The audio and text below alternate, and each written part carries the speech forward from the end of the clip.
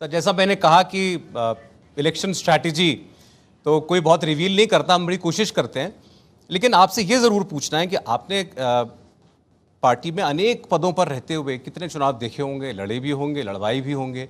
अब party president की भूमिका में अपने गृह प्रदेश के अंदर चुनाव लड़वाना, और वो भी एक चुनौतीपूर्ण चुनाव लड़वाना, जब आपके सामने 5 साल की एंटी इनकम्बेंसी, आपकी पार्टी नहीं मानती, लेकिन जनरल टर्म्स में तो आप 5 साल से हैं सत्ता में, तो क्या वो कोई ख़ास ज़्यादा चुनौतीपूर्ण होता है? नहीं, देखिए, सबसे पहली बात तो ये है कि हम हर चुनाव को चुनौती के साथ ही लेते हैं, एवरी इलेक्शन। दूसरी बात, हम इलेक्शन की तैयारी तब नहीं करते जब कोड ऑफ कंडक्ट लग जाता है।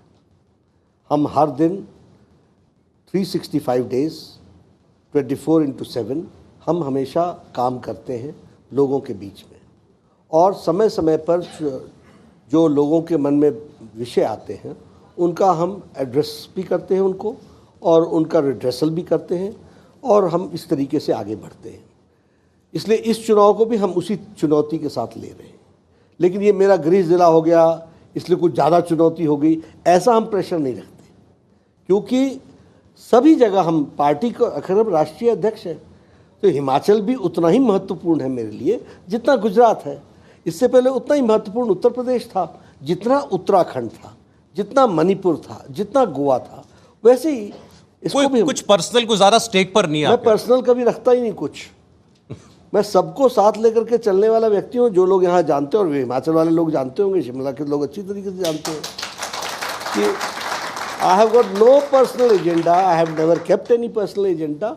The only agenda has been that Bharatiya Janata Party, which is an ideological based party, it is a party with cadre, वह देश के काम आए और देश प्रदेश को आगे ले जाए।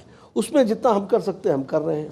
नहीं तो आपको लग रहा है कि जो रिवाज बदलना है, जो आपने नारा दिया है, बहुत से लोग उस पर मानते हैं कि एक नेक्स्ट टू इम्पॉसिबल है, बहुत मुश्किल काम है। ऐसा है ना कि जो हमारे विरोधी हैं या जो हमको रोकना चाहते हैं वो तो हमेशा ऐसे ही मानते रहेंगे, लेकिन मैं उनको कई बार समझा रहा हूँ, समझ जाए तो अच्छा रहेगा कि प्रधानमंत्री मोदी जी जब से सार्वजनिक जीवन में, विशेष करके प्रशासनिक जीवन में आए, तब से पॉलिटिक्स का पॉलिटिकल कल्चर बदल गया, राजनीतिक संस्कृति बदल गई।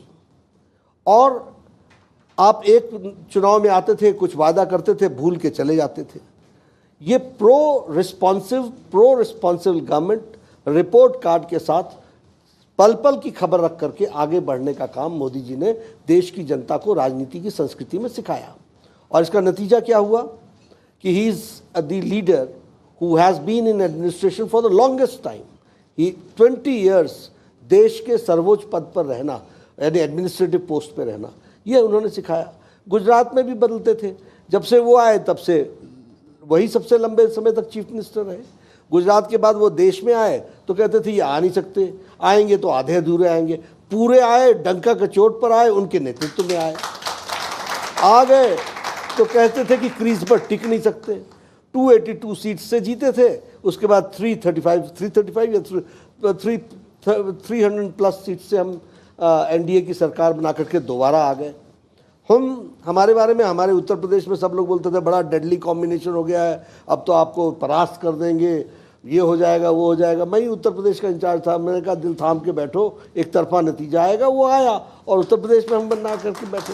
फिर बाद में अभी 2022 का चुनाव हुआ तो कहने लगे ये तो पहली बार हो गया था, अब दूसरी बार नहीं आएगा। हमने कहा आएगी सरकार, आएगी सरकार। और आपने देखा कैसा वातावरण बनाया गया था। उत्तर प्रदेश तो गया गया गया, वो आया मोदी जी के नेतृत्व में आया। आपने कहा उत्तराखंड में, और मेरे को सबने रिकॉर्ड किया है, every statement has been recorded, और सबने कहा मैं इंटरव्यू के बाद पूछूंगा। वो पूछा नहीं उन्होंने, बात अलग है, लेकिन उन्होंने कहा था कि हम बाद में पूछेंगे। उत्तराखंड के बारे में कहा, हमने कहा हम सरकार बनाएंगे। बोले कहाँ बनाओगे, ये है, ऐसा है, वैसा है। 3 सीएम बदल दिए थे आपने। वो तो लोग उसको नेगेटिव मान रहे थे कि बार-बार चीफ मिनिस्टर बदल रहे हैं, मतलब गड़बड़ है। वो कह रहे थे, उनका कहना था, लेकिन हम जानते थे कि हम सही दिशा में चल रहे हैं। और क्या हुआ उत्तराखंड में, हमने सरकार बनाई, अच्छी सरकार बनाई। गोवा में हम तीसरी बार सरकार में आ गए। मणिपुर में हम पहली बार कुछ लोगों के सपोर्ट से सरकार में आए थे। इस बार हम सेकंड टाइम विशुद्ध भारतीय जनता पार्टी की सरकार बन गई। तो रिवायत और रिवाज ये तो हम बदलते ही आ रहे हैं और सबको हमको अपोज करते ही रह रहे हैं। हिमाचल में भी हम रिवायत बदलेंगे और पूरी ताकत के साथ बदलेंगे। और जहाँ तक आपने कहा एंटी इनकम्बेंसी की शब्दावली होती थी, the terminology used to be anti incumbency. After Modi ji is coming into the helm of affairs वो शब्दावली बदल करके प्रो इनकम्बेंसी हो गई है। और यहाँ भी आप देखेंगे तो अथाह प्रेम है मोदी जी के प्रति हिमाचल की जनता का और अटूट विश्वास है उन पर। और उसके साथ साथ उसको स्पिरिट, लेटर ऑफ स्पिरिट में जयराम जी ने धरती पर उतारा है। जो कहा था वो तो किया ही किया है, जो नहीं कहा था वो भी करके दिया है। कहाँ कहा था कि हम all India institute of medical sciences देंगे, 5 साल के अंदर बना करके दिया। एक प्रधानमंत्री शिलान्यास भी करते हैं और प्रधानमंत्री जी उसका उद्घाटन भी करते हैं। IIM Indian institute of management सुना था अहमदाबाद में होता है, एक होता है, वो आज सिरमौर में खुल रहा है। Indian institute for information and technology Una में खुल रहा है। हमने कहाँ वायदा किया था bulk drug park 2000 crore rupees का, विच इज़ गोइंग, जो भारत के दुनिया के नक्शे में हिमाचल को खड़ा कर देगा ड्रग्स के दृष्टि से, फार्मास्यूटिकल्स के दृष्टि से।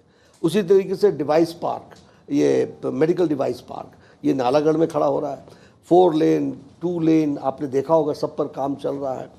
तो इस तरीके से हिमाचल को इतना कुछ 5 साल में मिला है कि हिमाचल की जनता डबल इंजन की सरकार पर विश्वास रख करके इससे बाहर जाना नहीं चाहती।